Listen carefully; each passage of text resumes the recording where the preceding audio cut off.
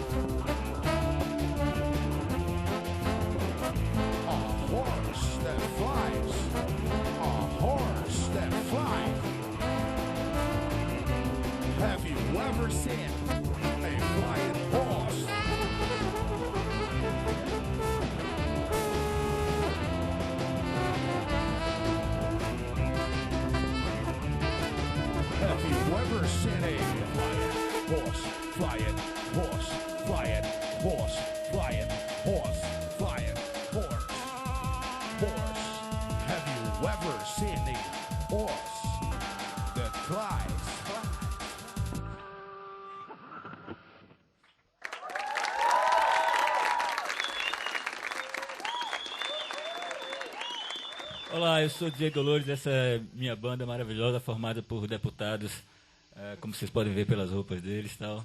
Deputado Yuri Queiroga, senador Gabriel Melo, deputado federal Júnior Black, nosso outro senador ali, Deco do trombone, e esse daqui é quase presidente, Messier Parrot. Olá, está no ar o Câmara Ligada, programa para ouvir o som e o pensamento do jovem. Marcha pela liberação da maconha, ex-presidente defendendo a regulamentação do uso da erva, o avanço do crack e muito debate aqui no Congresso sobre novas políticas para as drogas. Será que todo esse movimento pode levar o Brasil a uma maneira diferente, nova, de enfrentar a questão? Bom, no programa de hoje, a gente vai falar sobre drogas e saber quais são as dúvidas, as críticas, as sugestões dos jovens para esse tema. E para ajudar a gente nesse debate, eu tenho aqui a colaboração especial dos estudantes do Colégio de Ensino Médio 417 de Santa Maria. Muito obrigada. E aqui de Brasília eu tenho o Centro de Ensino Médio Paulo Freire. Oi, galera. O Colégio La Salle. Valeu, La Salle. E o estudante da Universidade de Brasília, muito obrigada pela participação de vocês. E para atualizar o nosso blog, o camaraligada.com.br, eu tenho ali a Raíssa. Oi, Raíssa, muito obrigada, que é de Santa Maria, do 417 de Santa Maria. A Raíssa vai botar lá no blog como é que foi a gravação aqui nos bastidores, contar coisas a mais, apimentadas ou não, sobre o que a gente discutiu aqui, tá bom? Você pode ir lá, a gente também tem Twitter, a gente tem o blog, o camaraligada.com.br, lá você pode mandar perguntas, concorrer a prêmios, pedir a banda que você quer que a gente traga aqui, não deixa de participar, Orkut também, tá bom? No palco, galera, DJ Dolores. Vamos conhecer um pouquinho mais da banda. Nem todo músico sabe tocar os instrumentos tradicionais. O DJ Dolores é a prova disso. Suas músicas são compostas com auxílio de computadores e sintetizadores sonoros. Para Dolores, os computadores são os tambores de hoje, um instrumento primordial que cada um pode usar do seu jeito.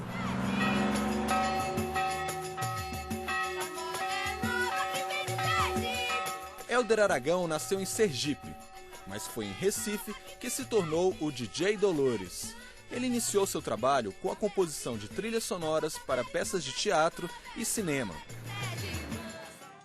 Suas músicas estão nos filmes A Máquina, Deus é Brasileiro, Narradores de Javé, Rap do Pequeno Príncipe, entre outros.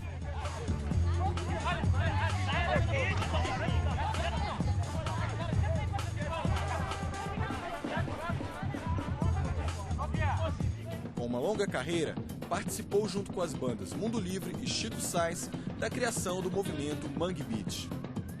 Em 2002, lançou o disco Contraditório. O resultado surpreendeu crítica e público ao aliar bases eletrônicas com a musicalidade nordestina da Orquestra Santa Massa. Desde então, DJ Dolores ganhou prêmios nacionais e internacionais e fez diversas turnês pelo mundo. É da cachaça pra cabeça, da cabeça cabeção, da piola pro juízo, do careta pro doidão.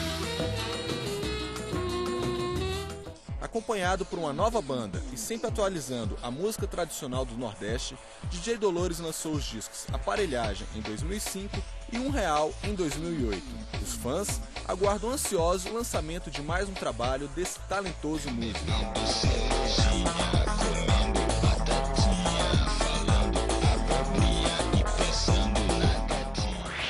Dolores, como é que você faz essa interação com os outros músicos da banda? Ou já dá para considerar que todo esse equipamento eletrônico aí, computador, é instrumento musical nos dias de hoje?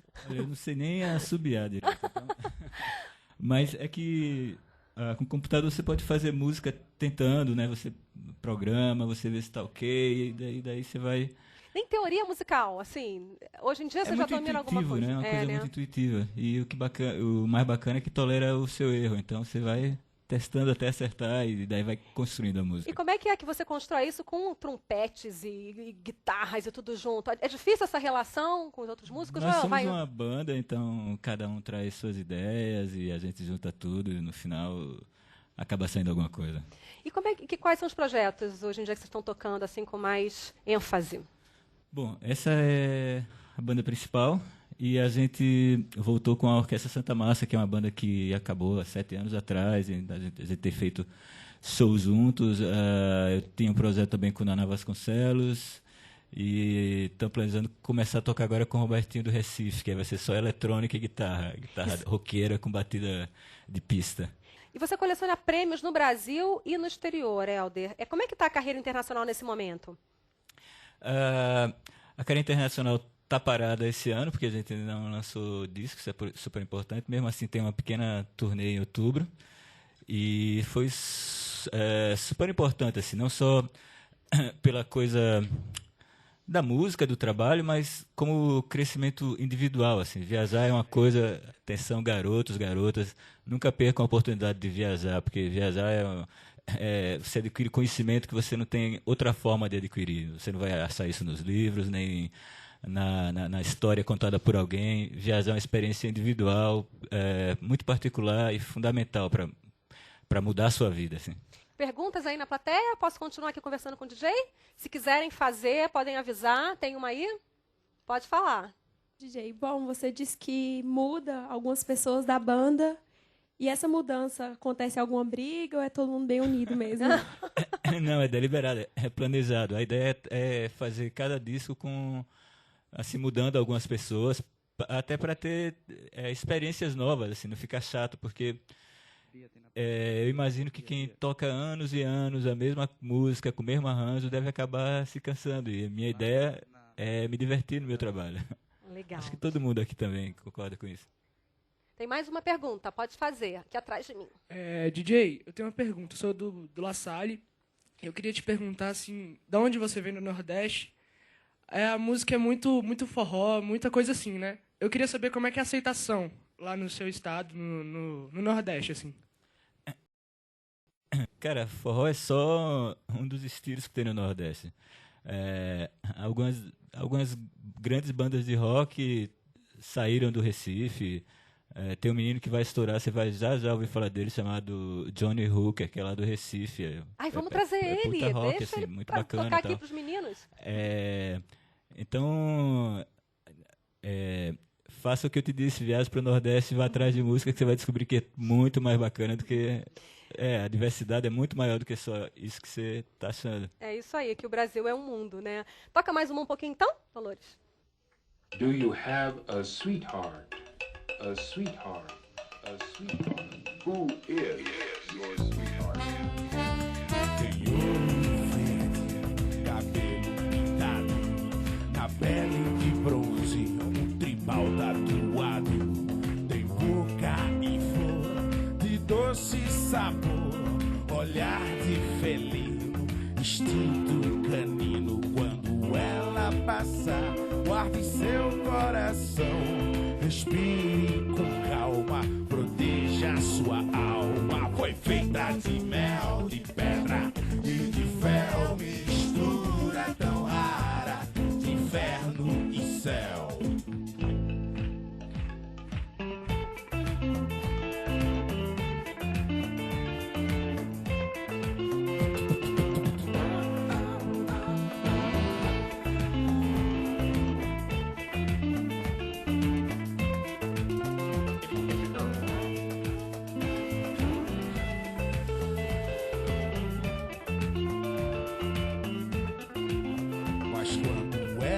Passar, guarde seu coração, respire com calma, proteja sua alma. Foi feita de mel, de pedra e de fel, mistura tão rara, inferno e céu. Moça bandida, vai lá na vida, procura amor, tocando terror.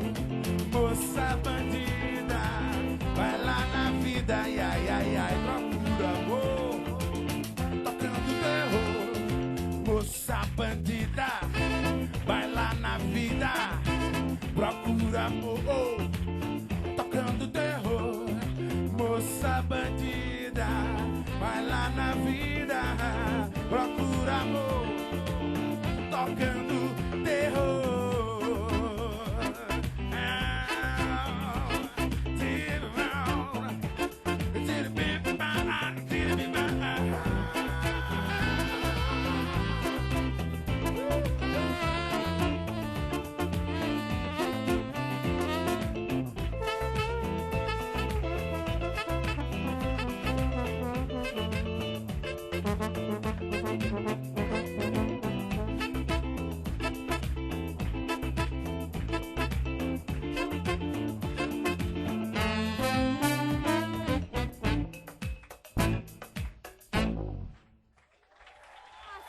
Você está assistindo ao Câmara Ligada. Hoje nós estamos conversando sobre novas políticas para as drogas. Daqui a pouquinho tem mais DJ Dolores. Agora eu vou chamar para participar desse debate o Henrique Carneiro. Por favor, Henrique, doutor em História Social, já escreveu vários livros sobre a utilização das drogas no mundo, professor da USP. Muito obrigada pela participação. Prazer todo meu, fica à vontade. O Henrique também é da Associação Brasileira Multidisciplinar de Estudos sobre Drogas. Vem para cá, Marcos Vinícius, por favor, psicólogo da Clínica Mansão Vida de Tratamento de Dependentes Químicos aqui do DF. Muito obrigada, Marcos, pela presença, por aceitar nosso convite. Fica à vontade. E deputado Reginaldo Lopes, por favor, PT Minas Gerais, presidente da Comissão Especial de Políticas Públicas para as Drogas. Obrigada, deputado. Prazer, viu? Obrigada pela participação. E vamos entender, então, gente, um pouquinho mais dessas leis que tratam da droga? Bom, antes eu quero chamar o DJ. Isso, esqueci o DJ, por favor. Dolores, participa do debate com a gente, por favor. Agora sim, então, a gente vai entender na reportagem como é que funciona hoje em dia as leis no Brasil que tratam do uso de drogas. Tem gente querendo regras mais liberais e tomando as ruas em busca disso. Vamos ver na reportagem. O Supremo Tribunal Federal decidiu por unanimidade liberar a realização das marchas da maconha. Para os ministros, a Constituição garante a todos o direito à liberdade de expressão. Os magistrados entenderam que a intenção das marchas não é fazer propaganda das drogas, mas promover um debate das políticas públicas e dos efeitos da proibição. Até hoje, todas as políticas de combate e guerra às drogas provaram ineficazes, porque não diminuíram o consumo, na verdade ele está aumentando. E o preço delas é muito alto, tanto em vidas humanas como em custo para o Estado.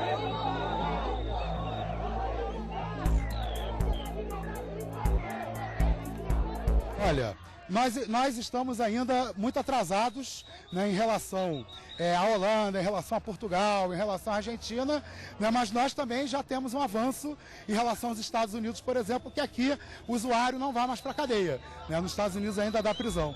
Em 2006, a lei mudou no Brasil. O uso de drogas ainda é crime, mas não dá cadeia. O que a lei traz de novo é isso, é que ele fez sim uso de uma droga ilícita, então ele vai ser punido. Então a lei traz 3 tipos de punição, que é a advertência, a prestação de serviço à comunidade e o acompanhamento, o acompanhamento num programa socioeducativo. Apesar de a nova legislação ser mais liberal, os defensores da descriminalização argumentam que a lei ainda trata a questão das drogas como um caso de polícia, quando deveria ser encarada como um problema de saúde pública.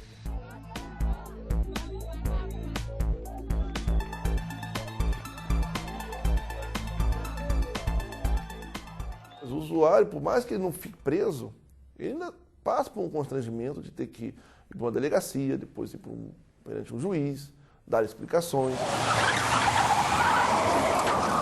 Polícia! Caiu a casa, Pepe, caiu.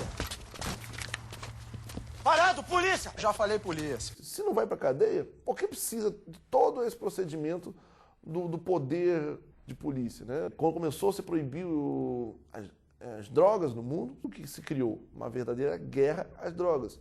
Isso, para mim, é um ciclo vicioso. O ciclo vicioso está na guerra às drogas. A polícia se arma, traficante se arma. A polícia se arma mais, traficante se arma mais. Né? O sistema que coloca em proibição essa substância é que favorece você financiar o tráfico. Você não tem outra opção, você vai comprar com o traficante. Recentemente, vários políticos aqui da América Latina, entre eles o ex-presidente Fernando Henrique Cardoso, defenderam a regulamentação do uso da maconha. Sem negar os prejuízos causados pelas drogas, essas personalidades acreditam que é preciso diferenciar as substâncias ilegais de acordo com os prejuízos que causam na saúde e na sociedade. O governo americano fez um estudo e comparou os danos causados por 20 substâncias. Numa escala que vai de 0 a 3, a maconha causa menos dependência física que o álcool e o tabaco, drogas lícitas no Brasil. Em relação à dependência psicológica, heroína, cocaína e tabaco estão no topo da lista.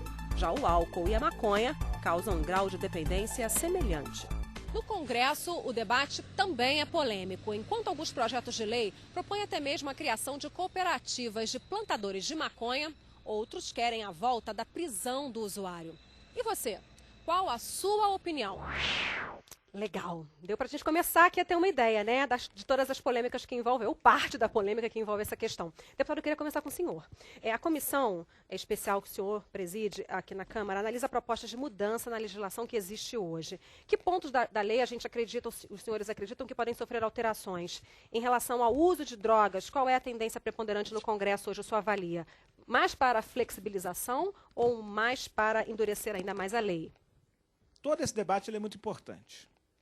Eu acho que o ex-presidente Fernando Henrique coloca o tema em pauta. Porque, na verdade, nós precisamos avançar muito nesse tema.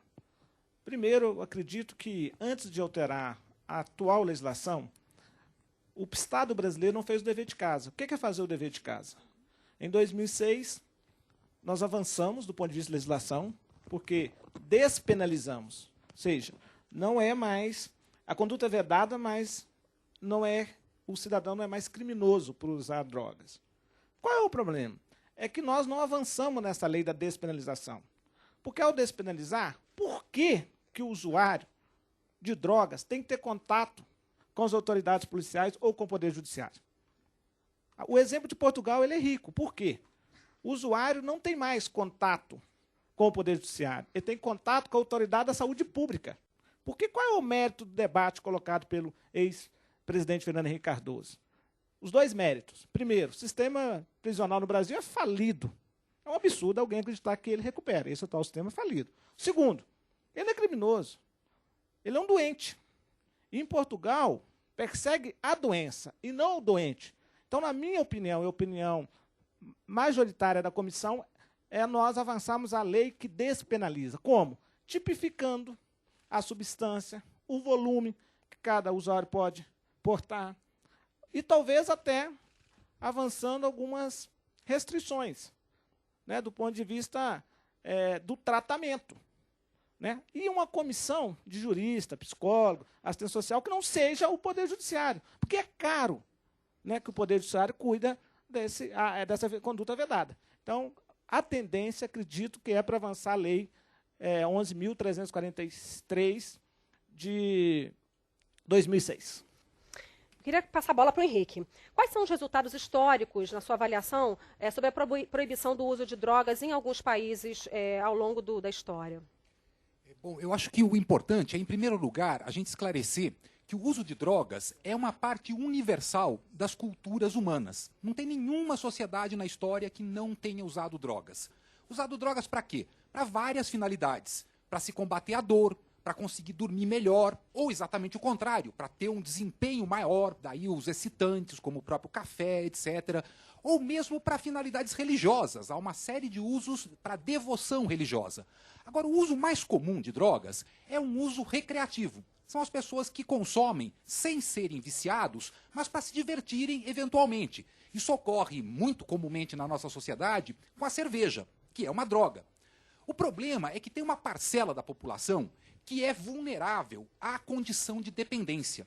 Isso não ocorre com todo mundo, isso ocorre com alguns. Por exemplo, calcula-se em relação ao álcool algo em torno de 10% a 15% de pessoas que, se beberem, vão se tornar alcoolistas. Mas isso não é a maioria das pessoas. A maioria tem um uso bastante integrado, inclusive da maconha. A maconha, por exemplo, tem um uso cultural no nosso país. Vários artistas, várias personalidades usaram, até mesmo para inspiração poética.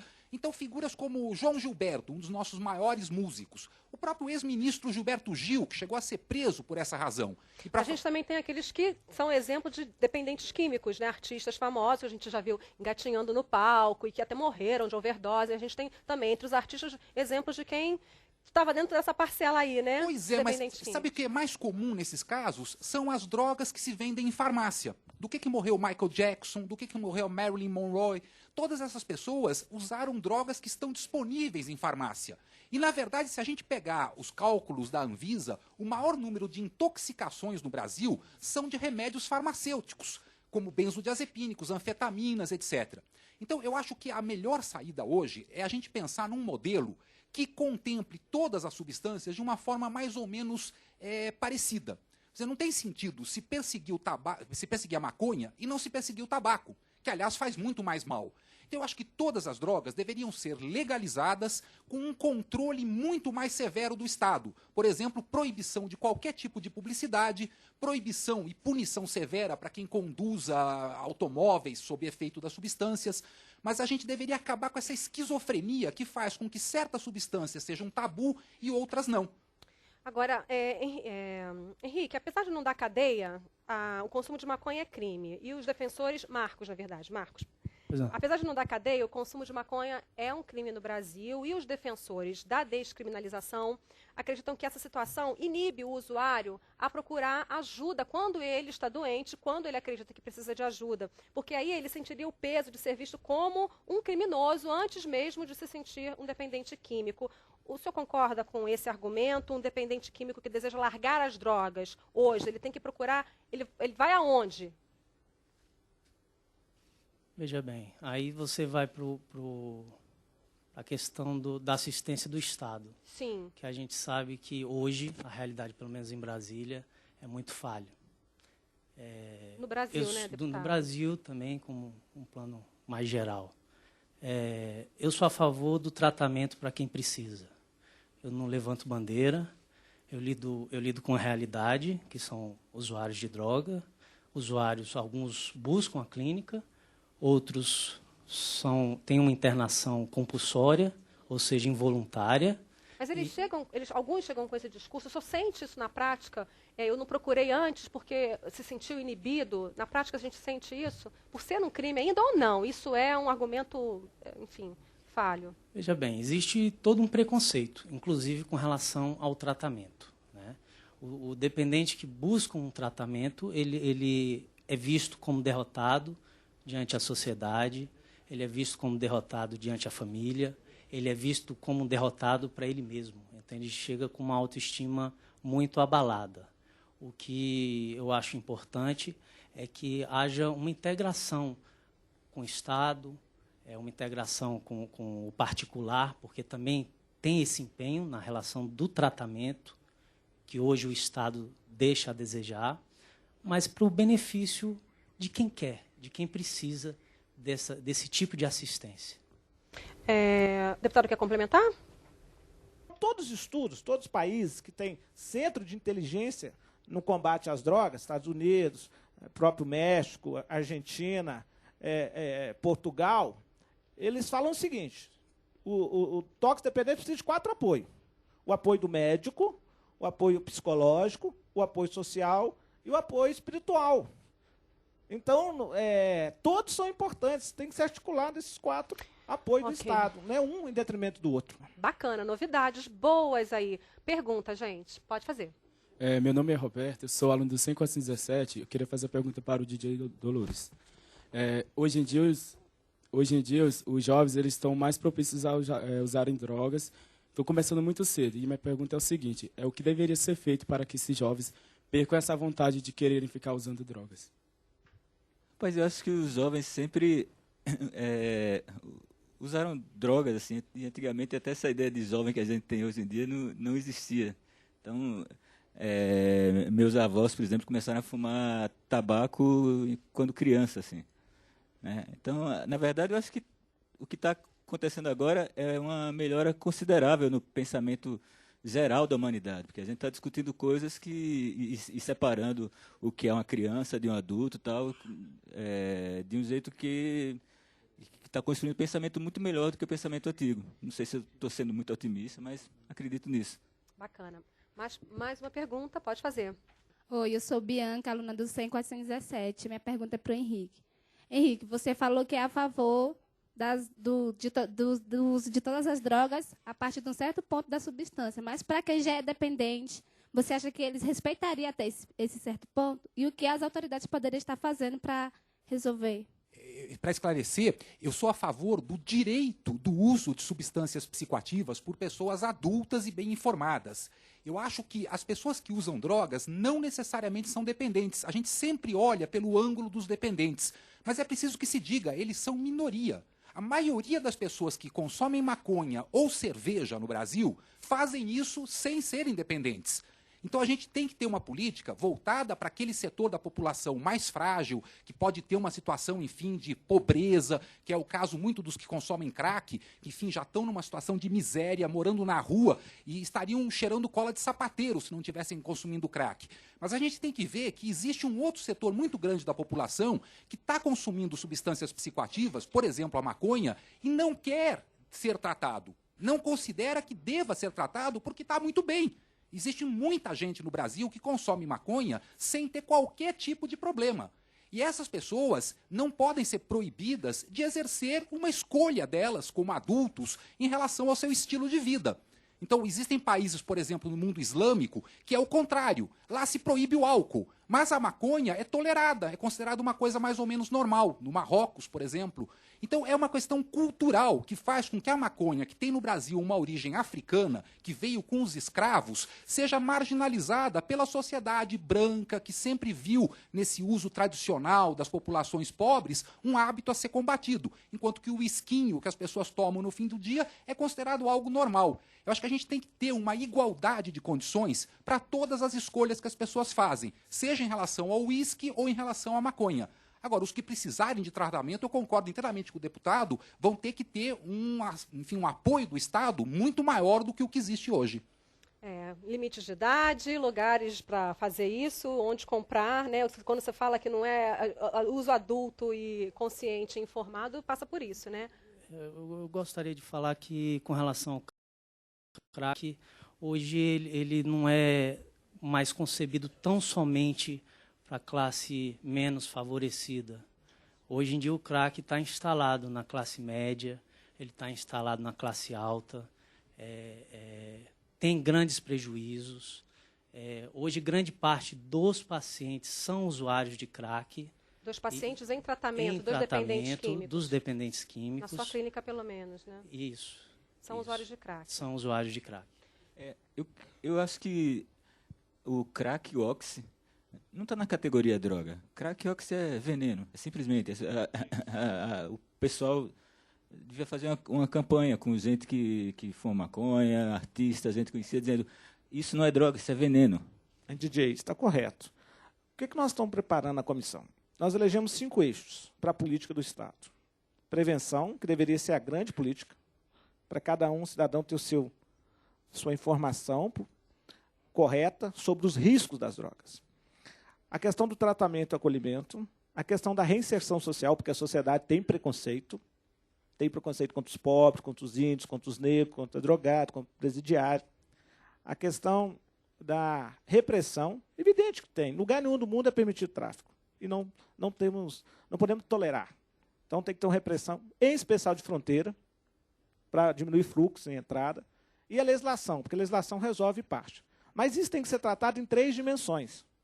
A primeira dimensão, antropológica e social, que é diferente. Com a sua formação, bem formado, professor da USP, o seu filho envolver com as drogas, corre um risco. Um filho de um pobre da favela corre outro risco. Essa é a questão. A segunda dimensão, né? Humana da pessoa.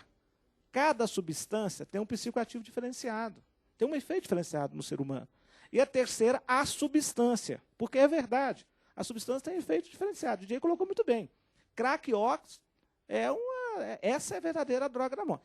Para essas drogas, nós estamos pensando, inclusive, fazer a internação compulsória, porque o cidadão, ao usar essa droga, ele perdeu a capacidade de decidir por si.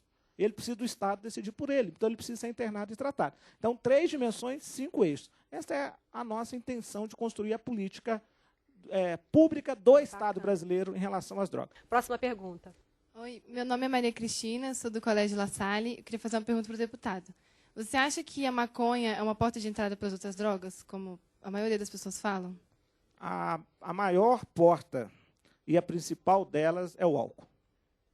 O álcool é a que mais mata, a que mais provoca acidente de trânsito, é a que mais causa prejuízo à saúde pública e que mata milhares e milhares de jovens. É mais fácil ser comprado e é lícita. Eu estou propondo criar uma CID, uma contribuição no domínio econômico, chamou intervenção no domínio econômico.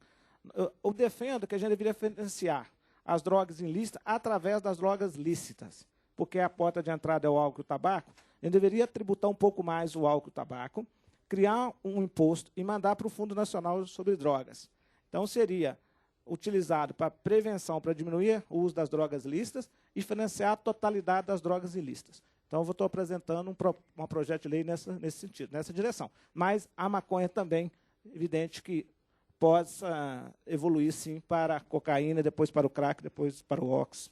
Também pode, sim. Mas só para botar aqui um pouco um novo elemento, um novo elemento na conversa sobre essa história da porta de entrada ou não. Há quem diga que um dos problemas da proibição é que você levaria o usuário a ter que ter contato com aquela droga, comprar aquela droga com o traficante. E aí esse contato com o mercado ilegal levaria ele a outras drogas. Porque aí o traficante oferece, mas eu tenho isso aqui também. Hoje eu não tenho maconha, mas tenho uma coisinha mais forte, diferente. E aí, isso sim, a proibição talvez fosse a porta de entrada para outras drogas. É um argumento importante esse ou não? Pode comentar. Não, mas é o seguinte, olha, na Suécia foi o primeiro país a descriminalizar, reverteu. A Holanda vai proibir para turista, porque incomoda os holandeses. Então, houve uma diminuição de pessoas, mas houve um aumento do consumo. Portugal. Então, não tem um modelo, não. Não tem verdade estabelecida nesse debate. Então, nós estamos, não pode ter uma razão estabelecida. Aí sim, nós temos que quebrar mesmo quebrar tabu mesmo e os preconceitos. Romper o silêncio, esse debate tem que ser muito amplo, democrático, eu concordo também. Né? Você não pode... O cidadão tem o direito às suas escolhas. A questão é que, para alguns, ele escolhe só no primeiro momento. Depois, é ela que escolhe, ela que comanda. A droga tem esse problema. Então, é muito complexo esse debate. Né? Pode comentar rapidamente, Henrique. Eu acho que tem uma coisa que não fica clara, é que a maconha, sobretudo a maconha, é uma substância que, além do uso na forma abusiva de pessoas que podem ficar o dia inteiro fumando e não fazer outra coisa, ela tem outros usos. Por exemplo, nos Estados Unidos está autorizado em 13 estados o uso terapêutico. Na Califórnia, são 300 mil pessoas que pegam uma carteirinha e vão e obtêm a maconha. Por quê? Porque ela é boa para uma série de doenças. Para quimioterapia, para pacientes com câncer, para Alzheimer, para quase todas as degenerações do tecido nervoso, a maconha é um remédio. Então a gente tem que saber que drogas podem ser usadas de uma forma positiva ou negativa. Isso não depende exclusivamente da droga, depende do contexto. O caso do crack, por exemplo. O crack é um bom exemplo, porque o crack não é uma droga. O crack é um subproduto de uma outra droga, que é a cocaína. O crack é uma forma barata e adulterada de cocaína que produz, inclusive, mais efeitos maléficos pelos componentes usados na sua fabricação do que pela cocaína em si mesmo. Por isso que ela é tão pior do que a cocaína. Ora, isso ocorria da mesma forma com o álcool na época da lei seca. Os Estados Unidos proibiu o álcool de 1919 a 1933. Quase 14 anos foi proibido o álcool nos Estados Unidos. Qual foi o resultado? As pessoas começaram a morrer mais porque tomavam álcool adulterado com metanol. As pessoas começaram a entrar num circuito de violência, porque surgiram as máfias, a famosa máfia de Chicago, Al Capone, etc. E os traficantes foram premiados, porque a proibição é a condição do lucro do traficante. Então, se houvesse uma legalização, os primeiros que iriam perder são os grandes grupos que controlam o tráfico. Quer comentar, Dolores? Sim. Eu queria voltar para a pergunta dele sobre prevenção para os jovens. Eu acho que a grande prevenção é acabar com a demonização das drogas, porque essa demonização é extremamente sedutor quando você é adolescente, quando você quer se afirmar, quando você quer construir sua própria vida e tal. Então, um debate claro e sem preconceito, talvez, e conversa franca entre pais e filhos, talvez fosse um grande caminho para acabar com essa demonização. Preciso dar um contraponto. Maconha, ela pode ser um tipo diferenciado, mas ainda assim ela é conceituada como droga. E como tal, ela tem os seus prejuízos.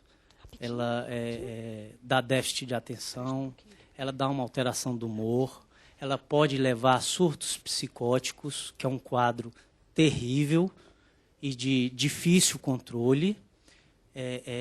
Existem usos controlados, como o colega colocou, realmente, usos controlados existem, mas esses usos, primeiro, não existem no Brasil, né? São feitos no exterior, mas por uma indicação médica, por um controle médico. A gente precisa ter a ciência dessa diferenciação. Esse controle, quem faz não é a própria pessoa. Eu vou usar a maconha porque ela pode ser medicinal. Não, não é bem assim. Existem drogas que têm o seu princípio ativo que veio do ópio, né? E nem por isso a gente vai liberar essa substância. Quer comentar rapidinho, porque primeiro se esqueceram de falar que a maconha é uma planta. É uma coisa natural, que veio da natureza. Primeiro passo. E eu tenho um exemplo em casa de um irmão meu que foi dependente químico e o seu tratamento foi todo em cima de maconha. Até hoje ele fuma e o crack já saiu da vida dele há mais de 10 anos. Depoimento, gente. Vai lá. Quer complementar? Olha como isso é polêmico. A gente está aqui para botar ideias no ar. Ninguém quer concluir nada hoje, tá? Esse método da Califórnia é super hipócrita, porque, na verdade, você compra uma receita médica, assim como qualquer um pode comprar um remédio tarja preta. Você vai no médico, você convence o médico te passa uma receita. Com toda certeza, há um grande descontrole. Não é o médico que indica, é o paciente que vai lá e diz: eu preciso que você me receite maconha, porque eu estou com depressão, porque eu estou com insônia e tal. É um jeito muito hipócrita. Talvez aqui no Brasil a gente não devesse seguir o modelo desse, mas uma coisa muito mais aberta, mais clara. Ai, gente, não dá mais. A gente vai ter que ir para o intervalo. No próximo bloco, a gente vai falar mais em detalhes sobre essa rede pública para o tratamento dos dependentes químicos e sobre o avanço do crack no Brasil. Mas antes, um pouquinho mais de Dolores, DJ Dolores. Toca mais um pouquinho para a gente.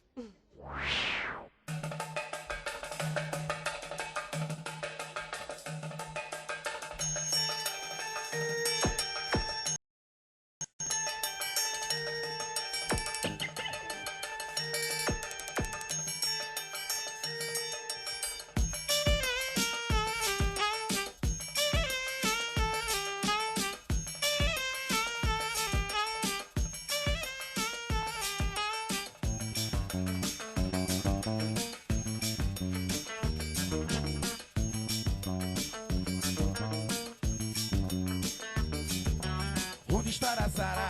Bem nesse momento, nas areias claras ou no seu pensamento. Sob o céu azul, sunga de crochê, seu terceiro olho em busca do prazer, Zara.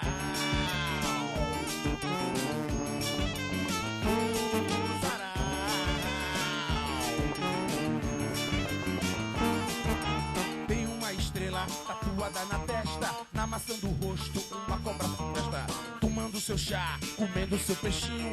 Ele quer revê-lo sempre com carinho, Zarau.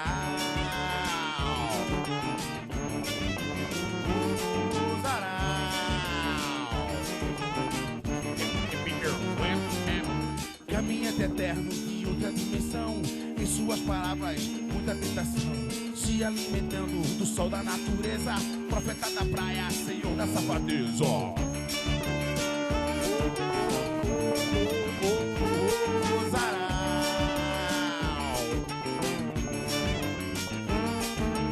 No mar ou na terra, de carro, de avião, casa amarela ou no Afeganistão. Tenha fé em Zara, Zara tem poder. Se você quiser, tudo pode acontecer, Zara.